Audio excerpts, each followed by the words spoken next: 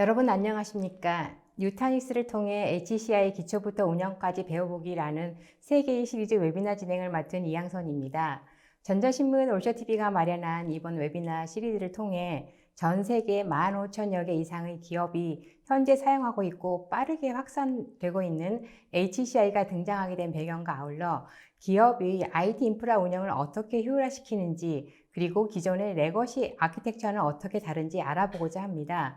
지난 첫 번째와 두 번째 시리즈에서는 뉴탄시가 처음으로 개발한 하이퍼 컨버지드 인프라 개념과 개발의 기술 및 사상적 배경, 그리고 웹브라우저상에서 간편하게 운영할 수 있는 방안에 대해서 살펴보았습니다. 세 번째 시리즈인 오늘 웨비나에서는 기업의 IT 인프라 시스템 운영 시에 재해와 장애가 발생했을 경우에 HCI 솔루션으로 빠르고 안전하면서 비용을 절감하는 재해복구 방안과 업무의 효율을 높이는 자동화 방안에 대해서 알아보겠습니다. 오늘 이 자리에는 HCI 솔루션을 통해 재해복구와 자동화에 대해 설명해 주실 네티어의 홍성준 대리님께서 함께 하십니다. 안녕하십니까? 네, 안녕하세요. 네티어 시스템즈의 홍성준 대리입니다. 벌써 세 번째 인사드리네요. 국내 주요 엔터프라이즈 기업의 뉴타닉스 설치 및 기술 지원을 담당하고 있고 뉴타닉스와 관련된 다양한 레퍼런스 경험을 바탕으로 오늘 3편에서도 알찬 내용으로 강의 전달드릴 수 있도록 하겠습니다. 오늘이 벌써 웨비나 101 시리즈 마지막 시간인데요. 마지막 강의도 뉴타닉스를 이해하기 위한 많은 정보를 전달해 드릴 예정이니 마지막 강의까지 시청 부탁드리겠습니다. 네, 감사합니다. 웨비나가 진행되는 동안 시청자 여러분들께서는 궁금한 사항을 채팅창을 통해서 질문해 주시면 됩니다. 보내주신 질문은 강의 진행 후에 선별해 홍성준 발표자께 질문을 드리고 답변을 듣도록 하겠습니다. 그리고 오늘은 시리즈의 마지막 시간입니다. 지금까지 진행되었던 HCI 기초 강의 마무리 세션이니만큼 오늘 설문을 작성해 주신 분들께는요, 스타벅스 커피 2잔이 담긴 기프티콘을 보내드리니 많은 참여 부탁드립니다. 저 시작에 앞서 아시는 분들은 잘 아실 테지만 다소 생소한 시청자분들을 위해서 HCI의 창시자이자 리더인 뉴타닉스에 대해서 간략한 소개 부탁드릴까요? 네, 뉴타닉스의 경우 2009년에 구글 출신 엔지니어분들이 설립한 회사로 2011년도부터 본격적인 제품을 출시한 실리콘밸리의 회사입니다. 하이퍼 컨버지드라고 하는 HCI라고 하는 아키텍처 열풍을 불고 온 주역이고 현재까지 전 세계 15,000개 이상의 기업에서 뉴타닉스를 운영하고 있습니다.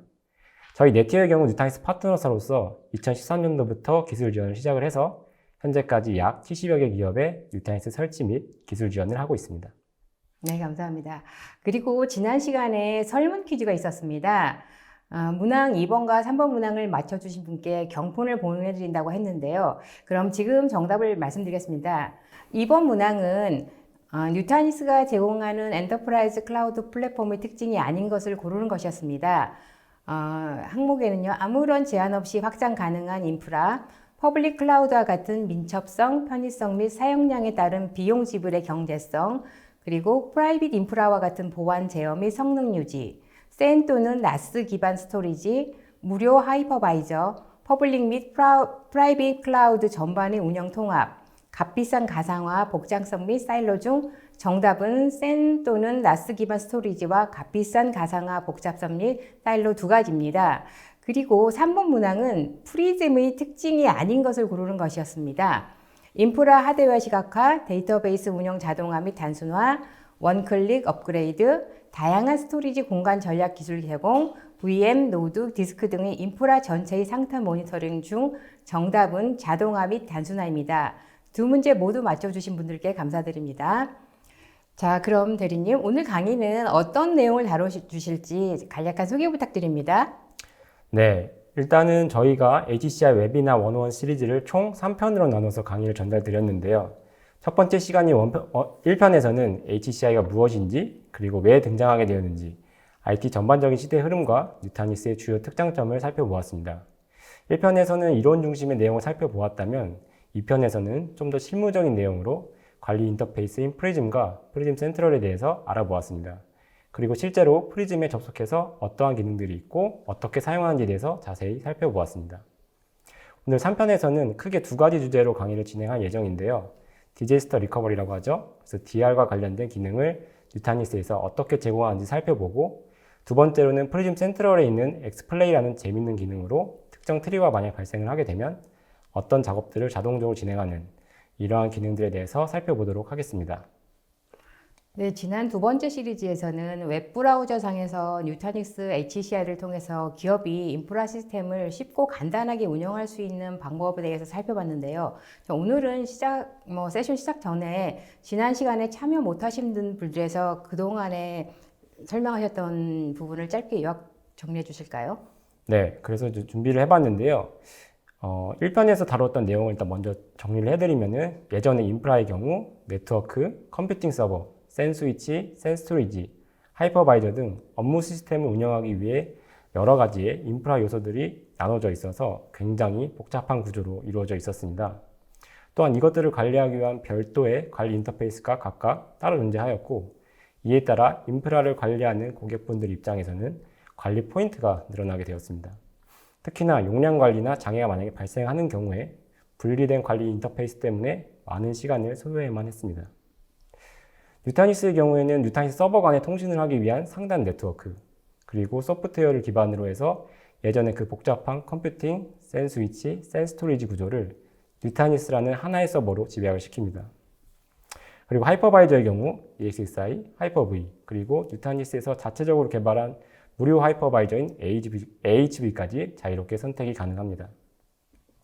뿐만 아니라 인프라를 구성하는 각 하드웨어, 스토리지, 백업, DR, 가상화 같은 여러 관리 요소들을 프리즘이라고 하는 하나의 단일 관리 인터페이스에서 관리가 가능하게 되었습니다. 고객분들 입장에서는 이전의 인프라와 달리 단순화된 구조로 인해서 설치나 유지 보수를 효율적으로 할 수 있게 되었고, 특히나 통합된 단일 관리 인터페이스로 인해서 관리 효율성을 극대화하실 수 있었습니다. 그래서 지난 시간의 내용인 프리즘에 대해서 좀 간략하게 먼저 살펴보면요. 인프라 운영에 필요한 모든 요소를 하나의 관리 인터페이스에 집약시켰다는 것을 알 수 있습니다. 전체적인 클러스터의 관리 및 모니터링부터 시작을 해서 하드웨어, 스토리지, VM 등 각 주요 인프라 요소의 상태 체크 및 제어를 할 수 있습니다. 또한 성능 데이터도 확인할 수 있는데요. 실제로 성능 이슈가 만약에 발생했을 때 물리적인 디스크 I/O 문제인 것인지, 혹은 디스크 I/O를 처리하는 CVM의 문제인 것인지, 서비스 VM의 V디스크 레이턴시가 높은 것인지, 이러한 것들을 각각에 대한 성능 데이터 지표를 하나의 그래프에서 확인할 수 있기 때문에 트러블슈팅적인 측면에서도 유연하게 접근할 수 있었습니다. 뿐만 아니라 업그레이드나 서버 증설 혹은 제거에 있어서도 프리즘 하나로 모두 컨트롤이 가능했습니다. 그에 따라서 IT 인프라를 관리하는 전체 플로우를 프리즘이라는 하나의 인터페이스에서 제어가 가능하게 되었습니다. 배포부터 시작해서 각 인프라 요소에 대한 관리, 업그레이드나 확장, 축소를 프리즘에서 모두 진행할 수 있게 되었습니다. 특히나 운영 연속성 측면에 있어서 다운타임 없이 업그레이드나 확장, 제거가 가능하다는 점이 가장 큰 메리트로 다가올 것으로 생각됩니다. 네, 지난 시간에 프리즘을 설명하실 때 엘리먼트와 센트럴 그리고 프로라는 버전별 라이선스에 대해서 설명하셨는데요. 각각 차이점에 대해서 좀 정리해 주시고 또 어떤 버전이 베스트셀러인지도 알 수 있을까요? 네, 보통 저희가 프리즘이라고 말하는 것은 프리즘 엘리먼트를 지칭을 하는 것인데요. 하나의 클러스터, 즉 단일 클러스터에 대한 통합관리 인터페이스라고 생각하시면 될 것 같아요. 그래서 프리즘 엘리먼트의 경우 CVM에서 제공되는 서비스이기 때문에 프리즘을 위한 별도의 설치가 따로 필요가 없습니다. 그런데 규모가 만약에 큰 사이트 같은 경우에는 목적에 맞게 클러스터에 나눠서 운영을 하시는 경우가 많습니다. 그래서 이런 경우에는 프리즘 엘리멘트로만 관리하게 되는 경우 각각의 클러스터마다 프리즘 엘리멘트에 접속을 해야 되기 때문에 관리에 다소 어려움을 느끼실 수가 있습니다. 프리즘 센트럴의 경우 여러 개의 클러스터를 관리하기 위한 통합관리 인터페이스로 하나의 화면에서 여러 클러스터의 상태 확인 혹은 모니터링이나 제어 같은 것들이 다 가능합니다. 그래서 엘리멘트의 기능은 그대로 가져가면서 단지 관리가 클러스터 한 개에서 여러 개로 늘어나게 되는 것이죠. 또한 센트럴은 엘리멘트와 다르게 분석 예측이나 레포팅 기능과 같은 추가적인 기능도 같이 포함하고 있는데요. 이런 추가적인 기능을 사용하기 위해서는 프로 라이선스를 적용해야만 합니다. 그래서 이제 표에서 보시는 바와 같이 프리즘 센트럴은 스타터와 프로로 나눠집니다. 기본적인 기능은 모두 스타터에서 사용이 가능합니다. 프로에서만 사용할 수 있는 기능을 좀 살펴보면요. 주로 비정상 성능 감지라든지 사용량 추이 분석과 같은 것들, 단순한 성능 모니터링이 아니라 수치 결과를 토대로 해가지고 분석하고 레포팅하는 이러한 능동적인 기능이라고 생각하시면 될 것 같습니다. 특히나 예측 분석을 활용하여 중요한 계획과 성능 관리, 자동화된 작업을 결합을 해가지고 항상 반복적인 일상적인 작업을 계속해서 자동화하는 이런 것들에 대해서 초점을 두고 있습니다. 그래서 고객사분들이 가장 많이 사용하시는 건 아직까지는 스타터를 많이 사용하고 계시는데요. 하지만 센트럴 설치하면서 이러한 능동적인 프로 기능에 대해서 관심을 가지고 계시는 고객분들이 점점 늘어나고 있고, 보통은 이제 POC를 통해서 적극적으로 도입을 하려고 하시는 고객분들이 점차 늘어나고 있는 추세입니다.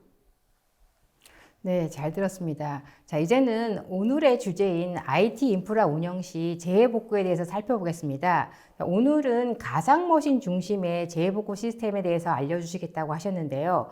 기존 인프라에서의 재해복구는 어떤 문제가 있는 건가요? 일반적으로 재해복구 사이트를 구현하는 것은 많은 비용과 그리고 시간을 필요로 하는 복잡한 작업입니다. 그래서 재해복구 사이트를 구성하는 데 있어서 가장 중요한 요소는 RPO라든지 혹은 RTO 이러한 것들을 최소한으로 단축시키는 것부터 시작을 해서 재해복구 사이트를 어느 정도 스토리지 용량을 구성할 것인지, 비용은 얼마나 되는지 이러한 것들을 중요한 요소로 꼽을 수가 있습니다.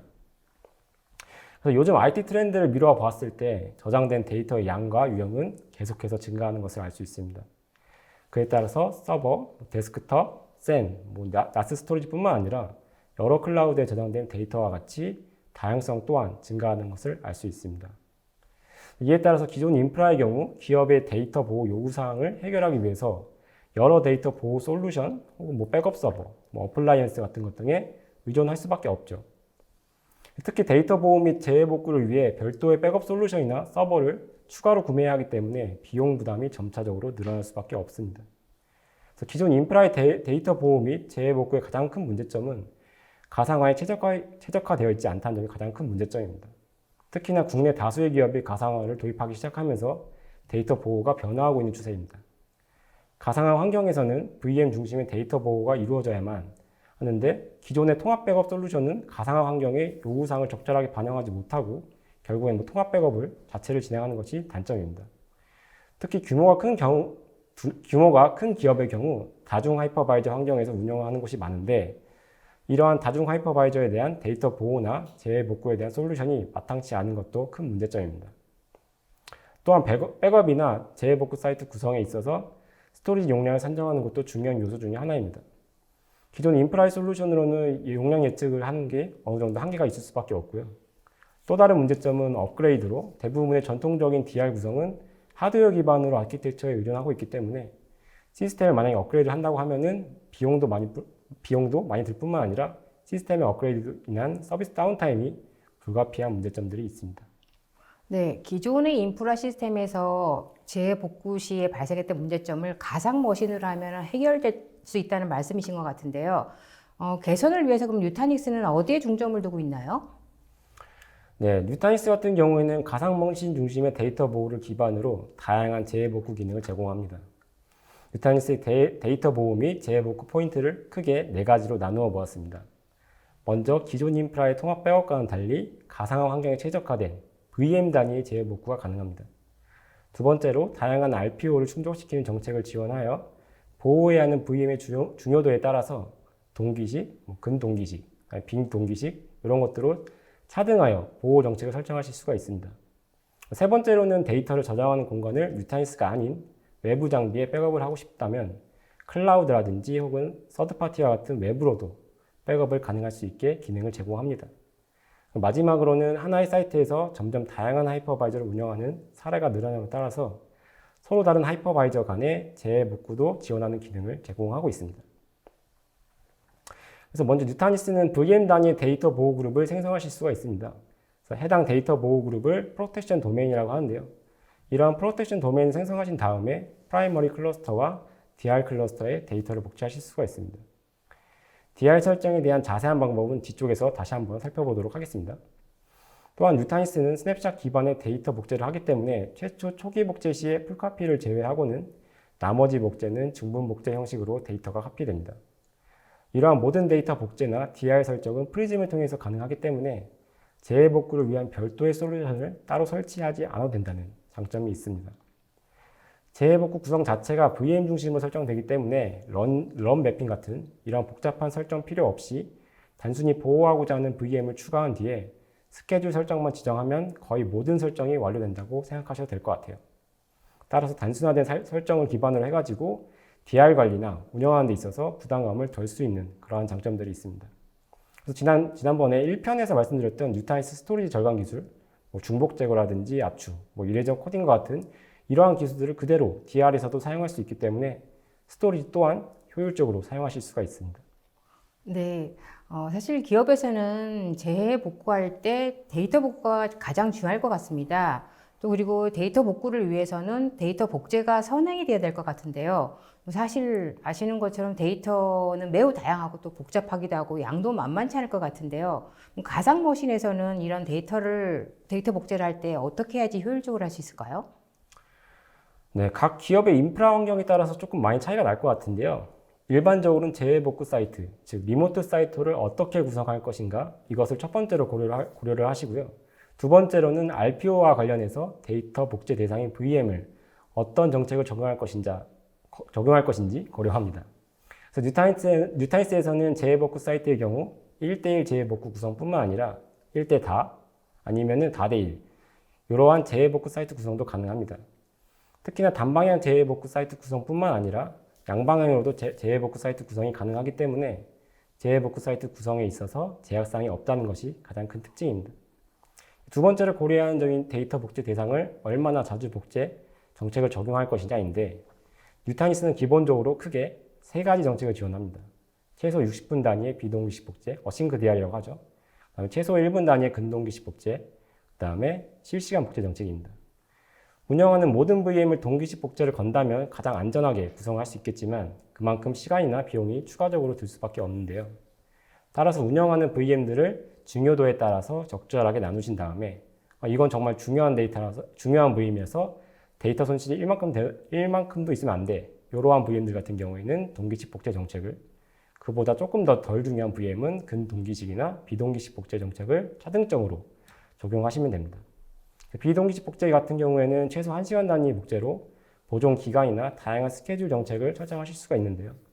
또한 상단에 QoS 같은 설정을 해가지고 네트워크 전송량을 제한할 수가 있습니다.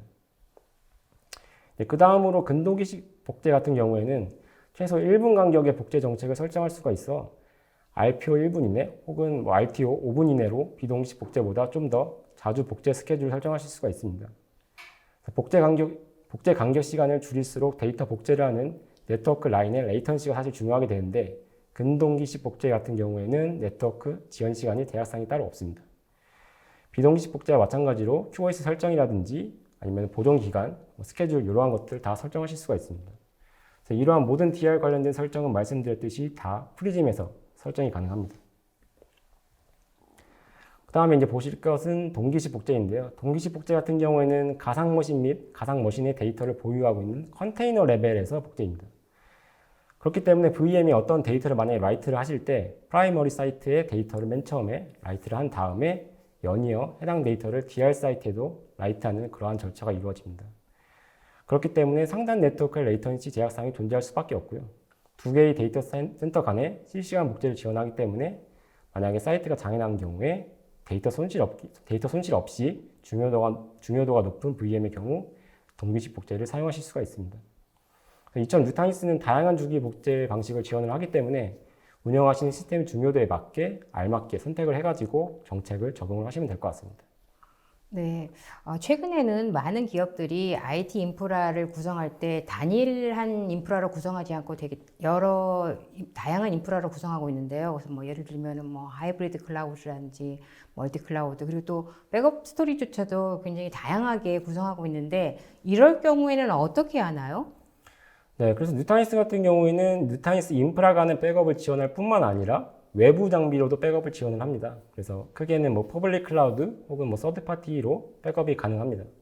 그래서 먼저 퍼블릭 클라우드 같은 경우에는 AWS나 애저로 뉴타니스에서 운영하는 VM의 데이터를 백업하실 수가 있는데요.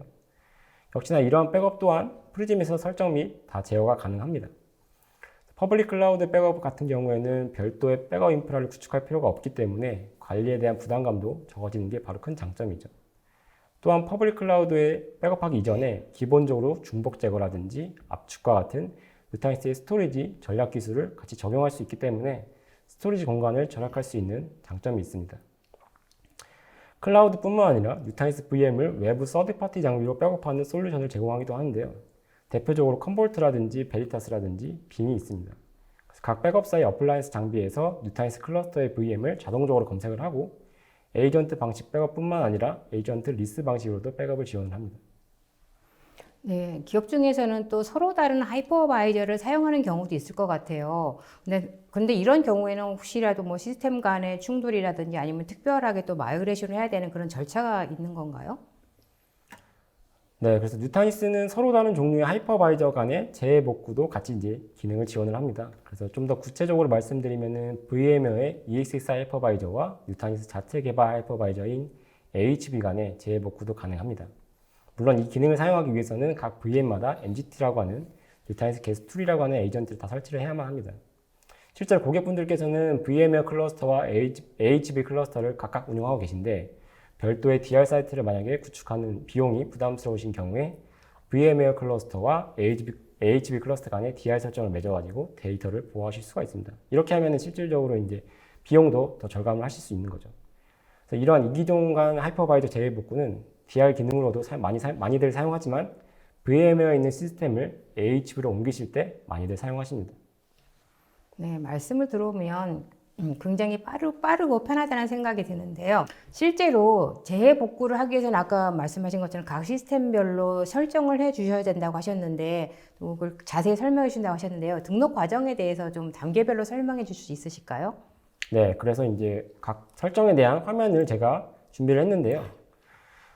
맨 처음에 이제 저희가 설정을 해야 될 게 내 데이터, 이 메인 클러스터의 데이터를 어디에 보관할까? 그래서 DR 센터 어디에다 보관할지 이거 설정을 먼저 해주셔야 됩니다. 그래서 보시면은 피지컬 클러스터, 결국엔 뉴타니스 클러스터죠. 뉴타니스 클러스터나 혹은 클라우드, 이 둘 중에 이제 사이트를 먼저 선택을 하시게 되고요. 종류를 선택을 하시게 되면은 지금 예시 같은 경우는 이제 피지컬 클러스터를 선택을 했는데요. 그래서 리모트 사이트에 대한 설정 등을 넣으시면 됩니다. 그래서 리모트 사이트의 이름을 맨 처음에 넣어주시고 그 다음에 이제 백업으로 선택할 것인지 아니면 DR로 선택할 것인지 기능을 먼저 선택하신 다음에 DR 센터, 그 DR 클러스터의 그 버추얼 IP를 입력을 해주시면 됩니다. 그러면 리모트 사이트에 대한 등록이 끝나고요. 그 다음으로 이제 상세한 이제 그 설정들을 더 하셔야 되는데요. 밴드위스 스로슬링이라고 해가지고 상단 네트워크 사용량을 제한할 수 있는 QoS를 설정하실 수가 있어요. 그래서 데이터 복제라는 것이 결국에는 센터 간 네트워크 밴드위스를 차지하는 작업이기 때문에 동일 네트워크 라인을 타는 장비에 영향을 줄 수 있기 때문에 민감한 사이트 같은 경우에는 대부분 QoS를 설정을 해줍니다. 그래서 아래 매핑 정보의 경우 크게 네트워크와 스토리지 매핑으로 나눠져 있는데요. 네트워크 매핑 같은 경우에는 메인 클러스터의 VM에 설정된 네트워크 정보를 DR 클러스터에는 어떠한 네트워크 정보로 매핑할지, 어떻게 생성할지 이러한 설정이고요. 스토리지 매핑 같은 경우에는 VM 데이터가 저장된 컨테이너를 DR 클러스터에서는 어떠한 컨테이너에 저장할 것인지 이러한 설정이라고 생각하시면 될 것 같아요. 그래서 이렇게 설정을 다 하시면은 이제 VM에 대한 등록을 하셔야 되는데요. 어떠한 VM을 보호할 것인지 이런 것들을 지정을 해야 됩니다. 그래서 하나의 보호 그룹 안에 여러 개의 VM을 한 번에 선택하실 수가 있어요. 그래서 뉴타니스에서는 이러한 보호 그룹을 아까도 말씀드렸듯이 데이터 프로텍션 도메인이라고 지칭을 하는데요. 같은 데이터 프로텍션 도메인에 속하는 VM은 동일한 복제 정책과 스케줄이 지정이 되고요. 특히나 동시점에 데이터 복제가 진행된다는 특징이 있습니다. 그래서 OS 클러스팅이라든지 혹은 오라클 RAC와 같은 연관된 VM들은 반드시 같은 데이터 프로텍션 도메인에 묶어서 진행을 해야만 합니다. 또한 뉴타니스에서는 어플리케이션 컨스턴트 스냅샷도 같이 지원을 하는데요. 어플리케이션에 대한 데이터 일관성을 보장하는 기능으로 비긴엔드와 같은 별도의 스크립트를 같이 함께 필요로 합니다. 그래서 VM을 다 이제 지정을 하시게 되면요. 그 다음에는 이제 스케줄을 지정하시면 되는데요. 이제 어떠한 주기로 이 데이터 보호를 할 거냐는 이러한 스케줄을 지정하시면 되는데요. 화면을 보시게 되면은 이제 분단이라든지 혹은 시간 단위 아니면 날짜별로 이런 식으로 지정도 다 가능하고요. 아니면은 나는 주말에만 이제 지정을 하겠다 혹은 평일에만 하겠다 이런 식으로 요일별로도 지정이 가능합니다. 좀 더 자세하게는 시작 시간이라든지 끝나는 시간이라든지 이런 상세한 스케줄까지 다 지정이 가능합니다. 그 다음 같은 경우에는 이제 정책 설정인데요. 리텐션 폴리시 같은 경우에는 스냅샷을 몇 개나 보관할 것이냐 이러한 설정이라고 생각하시면 될 것 같아요. 그래서 이제 위에 보시면은 일단 로컬 사이트에는 기본적으로 스냅샷을 생성하게 되고요. 원하는 리모트 사이트를 체크를 하셔가지고 스냅 보관 개수를 설정하실 수가 있습니다. 그래서 만약에 이 스냅샷 개수를 7개로 설정하게 된다면 최대 7개의 스냅샷까지만 보관할 수가 있게 되는 건데요. 만약에 7개의 스냅샷이 다 생성된 다음에 다음 스냅샷이 생성되면은 가장 처음에 생성된 스냅샷이 머지되는 형태로 스냅샷의 개수가 7개로 유지가 됩니다. 네, 잘 들었습니다. 실제 가상 머신에서 하는 재복구에 대한 데모가 준비되신 것으로 알고 있는데요. 화면을 통해 상세히 설명해 주시겠습니까? 네, 그래서 이제 실제로 설정하는 그러한 이제 데모를 준비를 했는데요. 화면을 보시면서 같이 말씀하시죠. 그래서 1번 클러스터와 2번 클러스터, 데이터 센터 1번과 2번 두 개의 클러스터를 저희가 준비를 했습니다. 그래서 1번 클러스터 같은 경우에는 4개의 호스트가 지금 준비되어 있고요. 3060 G6로 이루어진 이게 바로 이제 소스 클러스터가 되겠죠. 그래서 출발지 클러스터를 구성을 했고 두 번째 클러스터는 3개의 호스트로 이루어진 1069 G5로 되어 있는 두 번째 클러스터가 이제 데스티네이션 클러스터라고 생각하시면 될 것 같습니다. 그래서 이제 두 개의 클러스터를 이제 설정을 보신 다음에 이제 1번 클러스터에서 이제 목적지 클러스터에 대한 설정을 하기 위해서 데이터 프로텍션 도메인을 들어가시게 되고요. 여기서 이제 피지컬 클러스터를 설정을 하시게 되면은 맨 처음에 이제 리모트 사이트에 대한 네임을 먼저 지정을 하시고요. 잠시만요. 죄송합니다. 그래서 이름을 지정을 하시게 되고요. 그 다음에 리모트 사이트를 이제 2번으로 하겠죠. 당연히 데스티네이션이니까. 그 DR로 설정을 하시고 그거에 대한 버추얼 IP, 이 2번 클러스터에 대한 버추얼 IP를 넣으십니다. 그래서 애드 사이트를 하시게 되면은 그 다음에 QoS라든지 이런 것들을 설정하실 수가 있는데 QoS는 여기서 따로 설정을 하지 않았고요. 그 다음에 아래 매핑에서 이제 네트워크 매핑이랑 스토리지 매핑을 진행을 하게 됩니다. 그래서 보시는 게 바로 소스 클러스터의 네트워크 매핑을 보면 되겠고 데스티네이션의 네트워크 매핑을 보시면 되겠습니다. 그래서 VLAN 제로를 데스티네이션 클러스터에 VLAN 제로로 매핑시키겠다. 이렇게 보시면 되고 컨테이너도 마찬가지로 둘 다 이름이 지금 똑같지만 어쨌든 간에 그 다른 컨테이너라고 생각하시면 될 것 같아요. 매핑을 다 완료를 하시게 되면은 테이블을 누르신 다음에 리모트 사이트에서 데이터 센터 2번 이게 생성된 것을 보실 수가 있죠. 그래서 2번에 대한 리모트 사이트를 완료를 하시고요. 실제로 이제 데스티네이션 클러스터에서도 마찬가지로 소스에 대한 클러스터를 리모트 사이트를 등록을 해주셔야 돼요. 그래서 데이터 프로텍션에 다시 들어가셔서 리모트 사이트는 지금 아무것도 없겠죠? 2번에서는 아직 설정 안 했으니까. 그 다음에 이제 리모트 사이트를 여기서 추가를 하시게 되면은 피지컬 클러스터를 누르신 다음에 이번에는 1번에 대한 데이터 센터 클러스터에 대한 이제 설정을 진행하시면 됩니다. 그래서 이름은 데이터 센터 1로 하시고 그다음에 IP 어드레스는 1번에 버추얼 IP를 넣으시면 될 것 같아요. 1번 넣으신 다음에 마찬가지로 뭐 QoS 설정을 하진 않지만 네트워크 매핑이라든지 스토리지 매핑은 반드시 해주셔야 됩니다. 그래서 VLAN 제로 이런 것도 물론 네트워크 매핑은 사실 옵션이에요. 설정을 안 해도 진행은 됩니다. 하지만 이제 컨테이너 같은 경우는 데이터를 복제해야 되기 때문에 반드시 설정을 꼭 해주셔야 됩니다. 그래서 마찬가지로 서비스로 이런 식으로 매핑을 완료하게 되면은 각각의 클러스터에서 리모트 사이트를 이제 지정을 다 하게 되는데요. 그래서 2번 클러스터에도 보이시게 되고 1번 클러스터에서도 리모트 사이트가 각각 보실 수가 있게 됩니다. 실제로 이제 테스트가 잘 연결이 됐는지는 여기 아래 보시는 테스트 커넥션을 누르시면 되는데요. 아래 보시면은 요 초록 색깔 표시가 나면은 정상적으로 2번과 통신이 된다라고 생각하시면 될 것 같아요. 그래서 테스트 커넥션을 눌러가지고 실제로 설정이 잘 됐는지까지 확인을 하시고 마찬가지로 이제 2번에서도 1번과 지금 잘 DR 설정이 맺어졌는지 확인하시면은 테스트 커넥션 누르시면은 옆에 지금 초록 색깔 조그만한 체크 표시가 나오죠. 이러면 이제 정상적으로 설정이 완료됐다고 생각하시면 될 것 같아요. 그래서 여기까지 이제 리모트 사이트 구성을 각각의 양쪽에서 진행을 하게 되었고요. 이제 그 다음으로는 이제 보호해야 할 VM을 선택을 하신 다음에 데이터 프로텍션 도메인을 생성하는 그러한 이제 데모를 보도록 하겠습니다. 그래서 싱크 DR이라고 해서 이거 누르신 다음에 데이터 프로텍션 도메인 요 위에 요거를 선택하신 다음에 싱크 DR을 누르시면은 데이터 프로텍션 도메인의 이름을 맨 처음에 넣으실 수가 있어요. 아이고, 죄송합니다.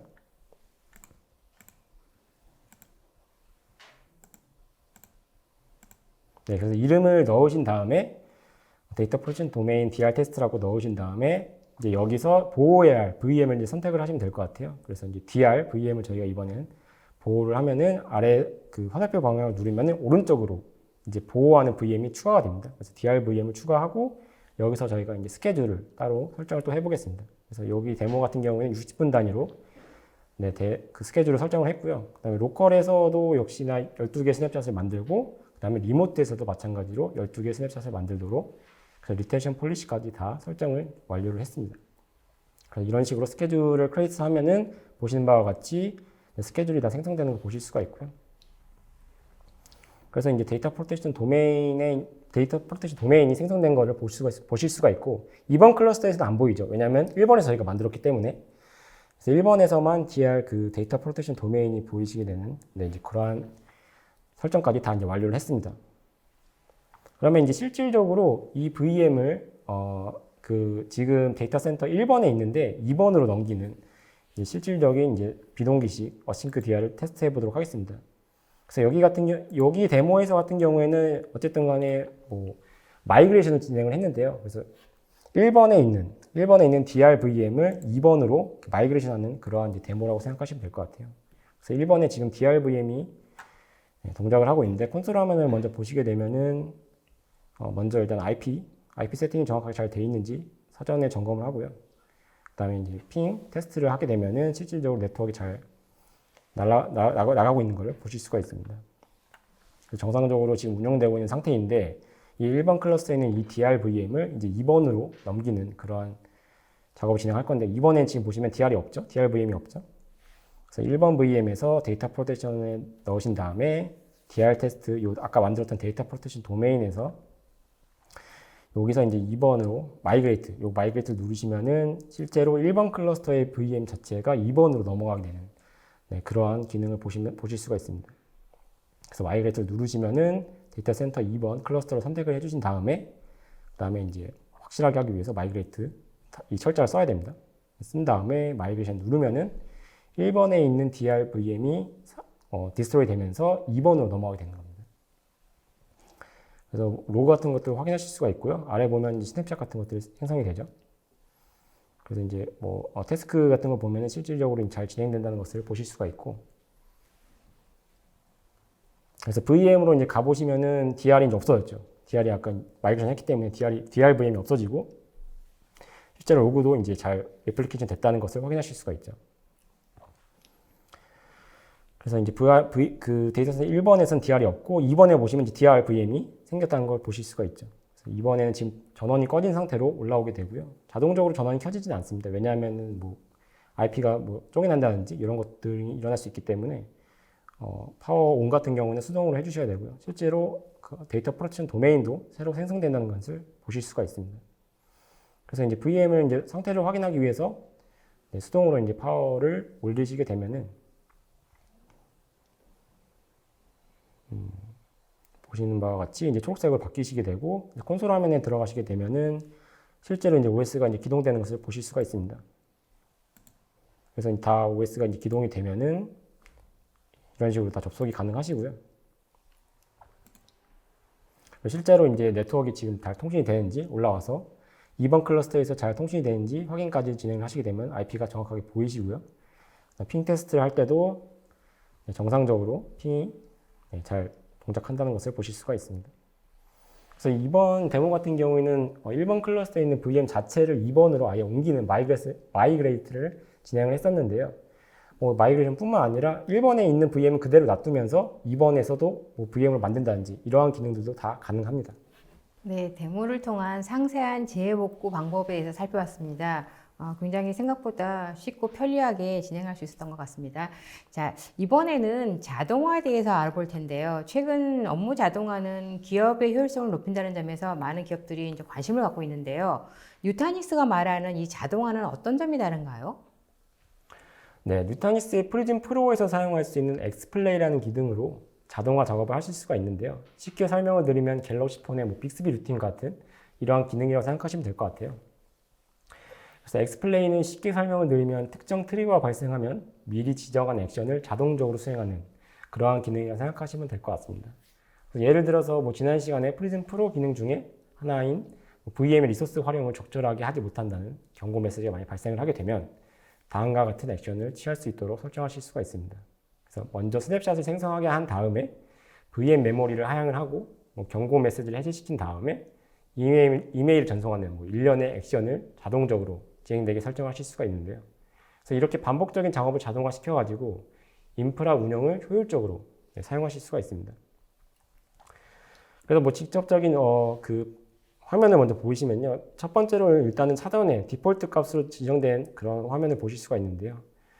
사전에 프리즘 센트럴에서 기본적으로 제공하는 플레이북이라고 생각하시면 될 것 같아요. 그래서 뭐 VM의 메모리를 감소시킨다든지 아니면 뭐 CPU라든지 메모리를 뭐 증가시킨다든지 이러한 것도 다 가능하고요. 아니면은 뭐 클러스터에 대한 리소스 이런 레포트를 보내는 이러한 기능들이 사전에 다 디폴트로 정의가 다 되어 있습니다. 아니면은 뭐 커스터마이징을 하고 싶으시다 하면은 실제로 커스터마이징이 가능하신데요. 그래서 보시면은 이런 액션들을 통해서 뭐 VM을 끈다든지 자동을 킨다든지 아니면은 뭐 REST API 콜을 날린다든지 아니면은 뭐 CPU나 메모리 같은 자원을 늘린다든지 이러한 기능 등을 액션 등을 선택을 하시고 순차적으로 순서들도 다 커스터마이징이 가능하십니다. 그래서 이러한 순서들도 상세하게 다 보실 수가 있고요. 실질적으로 이제 엑스플레이북에서 이제 지원하는 항목을 좀 보시게 되면요. 아까 말씀드렸듯이 디폴트 항목, 그래서 뭐 디폴트에서는 뭐 리듀스 메모리라든지 CPU라든지 이런 리소스를 줄일 수도 있고, 아니면 뭐 증가시킬 수도 있고요. 아니면 뭐 레포트 같은 것들을 날릴 수도 있고, 아니면 커스터마이징을 통해 가지고 VM에 대한 CPU를 늘린다든지, VM 관련된 항목들도 꽤 많아요. 그래서 아니면은 VM에 SSH로 접속을 해가지고 명령을 날린다든지, 뭐 아니면은 뭐 이메일이라든지 뭐 파워 온오프 같은 이러한 기능들까지 다 제공을 합니다. 그래서 여기 지금 표시된 이 항목 내에서 저희가 엑스플레이북을 자유롭게 선택하실 수가 있습니다. 네, 말씀을 들어보니까 프리즘 프로 엑스플레이가 반복적인 작업을 자동화해서 문제를 또 신속하게 해결하고 또 조직과 운영자의 최적화된 작업을 가능하게 하신다고 하셨는데요. 어떻게 하는지 좀 눈으로 좀 확인하면서 볼 수 있을까요? 네, 그래서 또 데모 영상을 또 준비를 했는데요. 데모에서는 특정 VM의 메모리 리소스가 갑자기 많아지게 되면은 VM의 메모리를 자동적으로 늘려주는 그러한 액션을 취하도록 설정을 하였습니다. 데모 영상 일단 보시면은 먼저 프리즘 센트럴에서 이제 요거는 설정이 가능하시고요. 센트럴에서 오퍼레이션에서 플레이북 설정을 하시면 디폴트로 지금 5개의 항목이 보이시고 저희는 커스터마이징을 해보겠습니다. 그래서 알랏을 통해서 특정 알랏이 트리거가 되면은 다음에 대한 액션을 취할 수 있도록 이런 식으로 선택할 건데요. 그래서 트리거를 알랏으로 설정하신 다음에 VM의 메모리 사용률이 낮은데 갑자기 늘어났다. 뭐 이러한 VM 하이 유세이지에 대한 알랏이 만약에 발생을 하게 되면은 이러한 알랏이 날라오도록 하게 하고 그리고 실질적으로 어떠한 VM에 적용할 것인지 이러한 VM들까지 다 선택이 가능하십니다. 그래서 여기서는 엑스플레이라는 VM을 선택을 했고요. 그래서 엑스플레이 VM에서 만약에 메모리 사용률이 갑자기 높아지면은 다음과 같은 액션을 취하겠다. 이렇게 선택을 하시게 되는데요. 첫 번째로는 저희는 스냅샷을 찍게 했습니다. 혹시나 만일의 사태에 대비해서 스냅샷을 맨 처음에 생성을 하게 한 다음에 타임 투 라이브는 뭐 1개까지 했고요. 그 다음에 두 번째로 이제 액션은 이제 메모리를 증설을 시키겠다. 그 다음 액션을 취하게 했는데요. 그래서 메모리는 뭐 20 증가를 시키고 최대 16까지 지정을 하겠다. 이런 식으로 최대값도 다 지정이 가능합니다. 메모리 설정을 하신 다음에 그 다음에 이제 이메일이 날라오도록 정상적으로 뭐 됐다. 아니면 메모리 하이 유세이지가 높아져서 메모리를 늘렸다라는 이런 경고 메시지를 메일로 날아갈 수 있게 이러한 액션도 추가적으로 했습니다. 메일 주소를 입력을 하신 다음에 메일 제목은 뭐 VM 메모리 사용량이 높아졌다. 실질적인 내용 같은 경우에는 VM 메모리 유세이지가 높아져서 메모리를 2기가 늘렸다. 이런 식으로 메일에 다 날아갈 수 있도록 이런 식으로 다 설정을 했습니다. 그래서 액션을 계속해서 컨티뉴로 설정을 한 다음에 이메일이 날아간 다음에 해당 알랏을 자동적으로 애커널리지를 하는 이러한 설정들까지 추가적으로 했고요. 그래서 세이브를 하시면은 VM 메모리 이름을 지정하시고 VM 메모리 유세이지가 높다, is high 뭐 이런 식으로 해놓고 디스크립션 넣으신 다음에 스테이터스를 이네이블로 하시게 되면은 이 순간부터 그 해당 엑스플레이 VM이 만약에 VM 리소스가 갑자기 높아지게 되면은 자동적으로 메모리가 이제 증가되는 그러한 이제 액션을 취할 수 있게 되는 것이죠. 그 스테이터스 이네이블로 지금 켜져 있고요. 실제로 그 엑스플레이 VM이 어떻게 설정되어 있는지 보시면은 엑스플레이 VM을 일단 눌러보시게 되면은 네, 지금 메모리 CPU가 2고 그 다음에 메모리가 4기가로 되어 있죠. 그 다음에 메모리 사용률 굉장히 일부러 낮게 해놨습니다. 테스트를 위해서. 메모리 사용료 일부러 낮게 한 다음에 갑작스럽게 메모리 스트레스를 주게 되면은 이런 알럿이 이제 발생을 하게 되면서 자동적으로 메모리가 늘어나게 되었죠. 그래서 엑스플레이 VM에서 실제로 이제 메모리 스트레스를 저희가 강제적으로 준 다음에 이러한 기능이 정상적으로 동작되는지 저희가 테스트를 했습니다. 그래서 실제로 이제 지금 정상적으로 메모리가 늘어났는지 확인을 하기 위해서 VM에 들어가시면은 엑스플레이라는 이 VM을 보시면은 갑자기 메모리가 늘어난 거 보실 수가 있죠. 그래서 메모리 사용률이 지금 54%, 아까 5%에서 54%로 늘어난 것을 확인하실 수가 있고요. 그 다음에 이제 메모리 카퍼시티도 지금 아까 4에서 6으로 정상적으로 좀 늘어난 거 확인하실 수가 있죠. 자동적으로 엑스플레이 그 기능을 이용해서 자동적으로 늘어난 것을 확인하실 수가 있습니다. 그리고 아까 저희가 알럿을 에크날리지 한다는 그러한 기능들도 추가했는데요. 실제로 알럿이 날라왔고 이 알럿을 만약에 이제 클릭을 해보면은 보시는 바와 같이 에크날리지가 자동적으로 됐죠. 그래서 이러한 기능들까지 다 정상적으로 수행된 것을 확인하실 수가 있고요. 그 다음에 아까 스냅샷도 추가적으로 이제 만들게 했는데 그 리커버리 포인트에 들어가 보시게 되면은 스냅샷이 정상적으로 생성이 된 것을 확인하실 수가 있어요. 그래서 보시는 바와 같이 스냅샷이 정상적으로 다 잘 만들어진 것을 확인하실 수가 있죠. 네, 잘 들었습니다. 지금까지 HCI 솔루션을 활용한 재해 복구와 자동화의 과정들을 살펴봤습니다. 최근 기술의 발전과 또 사용자의 요구에 따라서 기업의 비즈니스도 달라지고 있습니다. 그에 따라서 IT 시스템 인프라도 많이 달라지고 있는데요. 이런 변화의 흐름에서 HCI는 기업 비즈니스 경쟁력을 높이는 데 중요한 역할을 하고 있고 또 기술이나 서비스가 지속적으로 진화하고 있는데요. 고객들의 이러한 HCI 여정에 뉴타닉스는 어떤 가이드라인을 갖고 있나요? 네, 그래서 뉴타닉스 같은 경우에는 수년에 걸쳐서 뉴타닉스의 플랫폼 및 포트폴리오가 이제 크게 성장해 온 것을 아실 수가 있어요. 그래서 가상화를 단순화 그리고 추상화를 하고 업그레이드 및 운영을 자동화하는 것부터 시작을 했죠. 그래서 이러한 성장에 따라서 뉴타닉스가 고객분들에게 전달하고자 하는 지향하는 목표라든지 혹은 여정에 대해서 간단하게 말씀드리고자 합니다. 그래서 먼저 뉴타닉스의 첫 번째 발걸음인 코어 같은 경우에는 데이터 센터의 현대화를 목표로 했습니다. 그래서 코어는 저희가 1편에서 다루었던 예전의 복잡한 3티어 인프라 구조를 단순화시키면서 간단한 HCI 플랫폼의 뉴타닉스 기본 기능을 의미한다고 생각하시면 될 것 같은데요. 그래서 크게 HCI 소프트웨어인 AOS, 그 다음에 하이퍼바이저인 AHV, 그리고 관리 콘솔인 프리즘이 이에 해당한다고 생각하시면 될 것 같습니다. 그 다음 단계인 이제 에센셜 같은 경우에는 고객분의 인프라를 프라이빗 클라우드처럼 사용할 수 있는 그러한 기능을 제공하는 데 초점을 두었습니다. 저희 강의 시간에 따로 다루지 않았지만 뉴타닉스 플로어와 같은 네트워크 세그멘테이션 기능이나 파일즈와 같은 파일 서비스, 그 다음에 캄 같은 캄을 이용한 셀프 서비스 및 자동화 기능 등이 포함이 됩니다. 그리고 마지막 단계인 엔터프라이즈 같은 경우에는 요즘 가장 핫한 하이브리드 클라우드 지원을 의미를 하는데요. 프라이빗 클라우드와 퍼블릭 클라우드 간의 경계를 넘어서서 클라우드 서비스 간의 워크로드를 자유자재로 마이그레이션하는 기능을 제공하는 데 중점을 두었습니다. 그래서 여기에는 뉴타닉스 빔이라든지 아니면 데스크탑 애저 서비스는 프레임 아니면은 뉴타닉스 자이 서비스 같은 것들이 포함이 되는데요. 이처럼 데이터 센터 현대화부터 시작을 해가지고 하이브리드 클라우드까지 뉴타닉스의 HCI에 대한 여정에 대한 가이드라인이라고 생각하시면 될 것 같습니다. 네, 잘 들었습니다. 고생하셨습니다. 네, 고생하셨습니다. 네, 홍성준 대리님께서 강의하시는 동안 시청자분들의 반응이 뜨거웠습니다. 질문도 상당히 많이 쏟아졌는데요. 시청자분들이 주신 소중한 질문 몇 개를 골라봤습니다. 질문 드리겠습니다. 네. 기존 질문하신 분인데 자동화 부분에서 기존의 RPA는 어떻게 다른 건가요? 라고 하셨는데요. 네, 기존의 RPA 같은 경우에는 단순화된 반복적인 작업을 자동화하는 데 초점을 두었고요.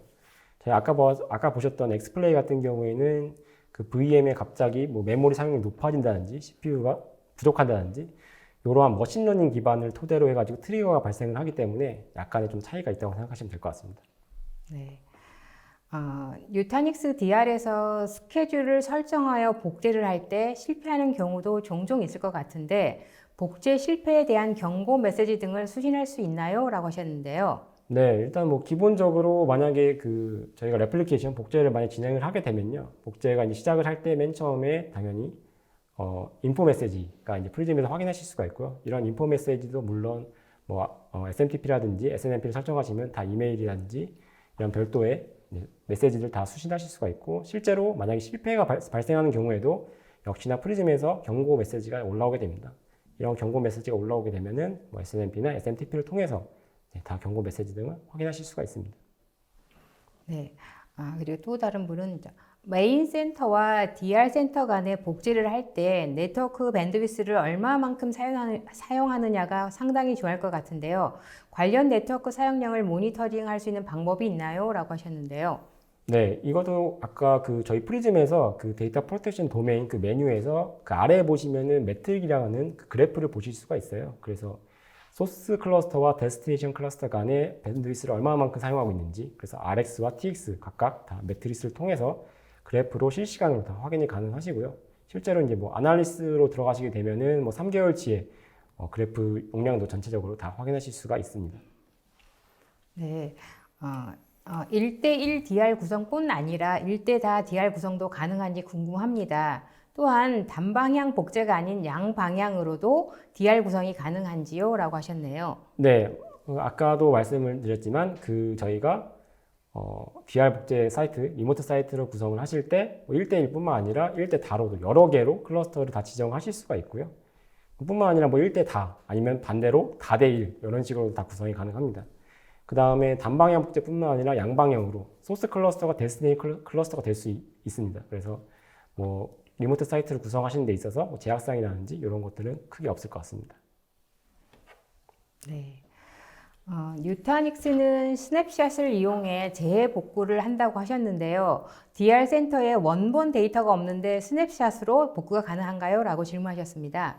네, 일단은 뉴타닉스 같은 경우에는 스냅샷을 만약 DR 쪽으로 복제를 할 때 초기 복제 같은 경우에는 풀카피를 진행을 해요. 그래서 원본의 데이터를 그대로 다 복제를 해가지고 DR 클러스터에 복제를 하기 때문에 초기 복제 같은 경우에는 조금 시간이 조금 걸리는 편이고요. 그 다음 복제부터는 어쨌든 간에 증분 복제를 진행을 하기 때문에 조금 더 또 라이트하게 스냅샷을 진행을 하실 수가 있어요. 그래서 DR의 센터에 원본 데이터가 없다고 생각하시면 안 되고, 실제로 초기 복제 때 다 원본 데이터를 복제한다고 생각하시면 될 것 같습니다.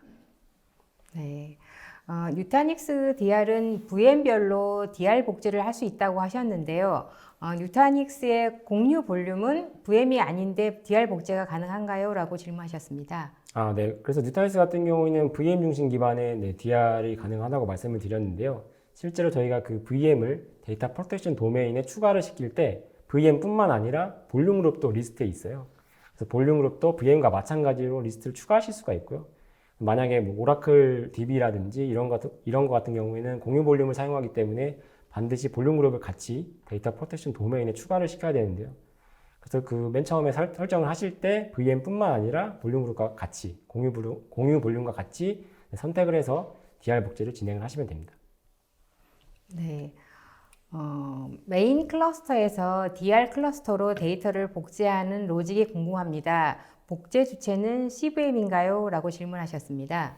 네, 복제 주체는 CVM이 맞습니다. 그래서 CVM의 세레브로라고 하는 그런 프로세스가 이제 전체적인 데이터 DR 관련된 서비스를 진행을 하고요. 실질적으로 이제 VM의 데이터를 복제를 하는 거는 각 클러스터가 가지고 있는 여러 개의 CVM들이 각각의 V디스크를 관장하는 각 CVM들 간의 데이터 복제를 통해서 DR로 데이터가 복제된다고 생각하시면 될 것 같아요. 네. 엑스플레이북의 경우 액션 범위가 정해져 있는데요. 실제로 운영 중인 VM에 적용하기에는 다소 위험한 액션들도 보입니다. 엑스플레이북을 실제로 사용한다면 추천할 만한 액션이 있을까요? 라고 하셨습니다. 네, 그래서 엑스플레이북 같은 경우는 사실 저희가 사용할 수 있는 기능 중에 파워 오프 VM을 한다든지 아니면 전원을 킨다든지 다소 진짜 실제로 운영 중인 서비스 VM에 하기에는 조금 리스크 있는 그러한 기능들도 있는데요. 그래서 저는 조금 그러한 기능들보다는 스냅샷, 어떤 작업을 하면 자동적으로 스냅샷이 생성되는 스냅샷이라든지 아니면은 레포팅 기능, 이런 것들을 추천을 드릴 것 같아요. 네. 오늘 보여주신 엑스플레이북 데모는 스케일업의 액션을 보여주셨는데 혹시 스케일 아웃도 가능한가요? 라고 질문하셨습니다. 네, 스케일업 같은 경우에 사실 리소스를 증설하는 거기 때문에 크게 따로 제약사항이 없는데, 스케일 아웃 같은 경우에는 단순히 VM을 클론을 뜨는 것뿐만 아니라 어플리케이션 레벨에서도 뭐 L4라든지 이러한 다소의 설정들을 더 하셔야 되기 때문에 엑스플레이북 자체에서는 아직까지는 기능이 지원되지 않습니다. 네. 오늘 소개해 주신 엑스플레이북을 실제로 사용하는 국내 레퍼런스가 있는지 궁금합니다. 라고 하셨는데요. 네, 제가 다니는 국내 레퍼런스 같은 경우에는 실제로 사용하시는 분들도 계시고 아니면은 저희가 프리즘 센트럴을 도입을 하실 때 이러한 기능들이 좀 궁금해 하셔서 시연 테스트를 해줄 수 있냐 이런 식으로 문의도 많이 오시고요.